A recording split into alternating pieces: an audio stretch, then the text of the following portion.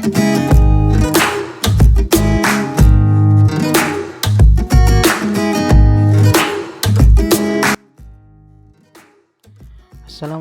warahmatullahi wabarakatuh. Apa kabarnya anak-anak? Selamat pagi semuanya.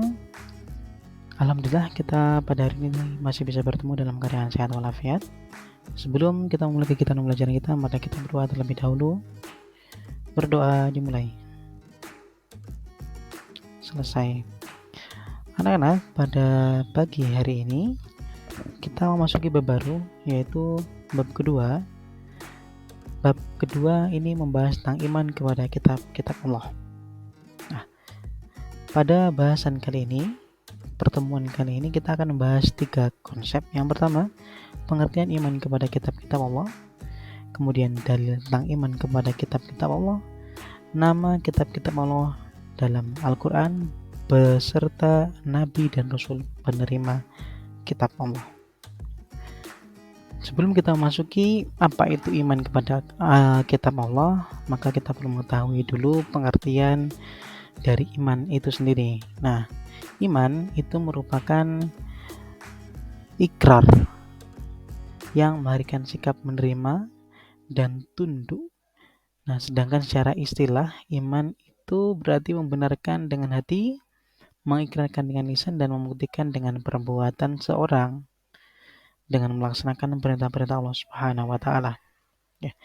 Selanjutnya, iman kepada kitab Allah berarti membenarkan bahwa Allah Subhanahu wa taala mempunyai kitab-kitab yang diturunkan kepada para rasulnya.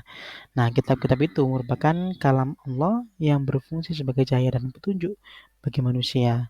Semua kandungannya merupakan kebenaran yang wajib diikuti dan dilaksanakan oleh kita, umat muslim.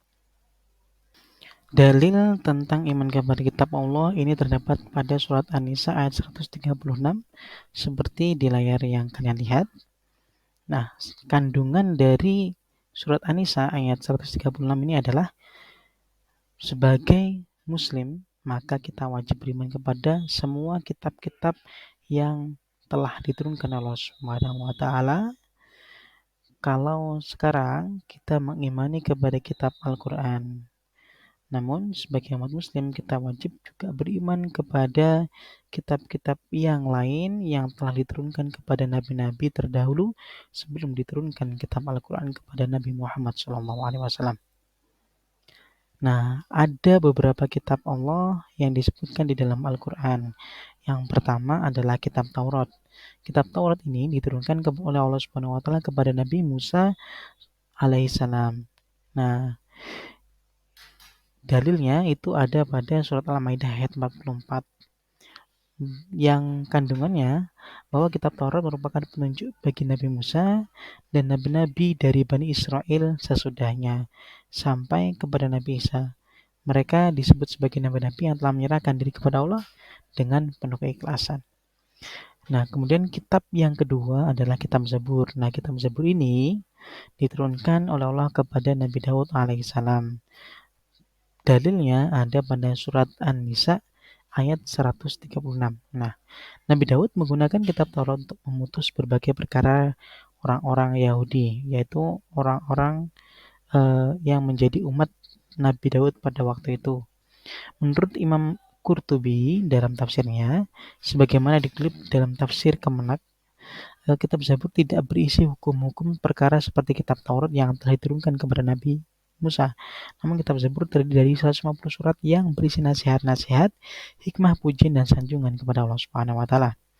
Yang ketiga ada kitab Injil, yaitu kitab yang diturunkan oleh Allah kepada Nabi Isa alaihissalam yang sampai sekarang sebagai kitab suci umat Nasrani. Nah, ada yang keempat ini ada suhuf yang diturunkan kepada Nabi Musa dan Nabi Ibrahim. Nah, suhuf ini berupa lembaran-lembaran. Nah, lembaran-lembaran ini sudah tidak bisa ditemukan lagi karena hilang beserta Nabi ketika pada zamannya. Yang terakhir adalah Al-Quran. Seperti yang kita tahu, Al-Quran adalah kalam Allah yang diturunkan kepada Nabi Muhammad SAW dan merupakan penyempurna dari kitab-kitab terdahulu yaitu Taurat, Zabur, dan Injil berikut dengan suhuf Musa dan Ibrahim yang kita baca setiap hari pada saat ini. Ya, demikian tadi adalah materi terkait iman kepada kitab-kitab Allah dan nama-nama kitab Allah, berikut nabi dengan penerima kitab tersebut. Terima kasih atas perhatiannya. Bapak Yogri. Assalamualaikum warahmatullahi wabarakatuh.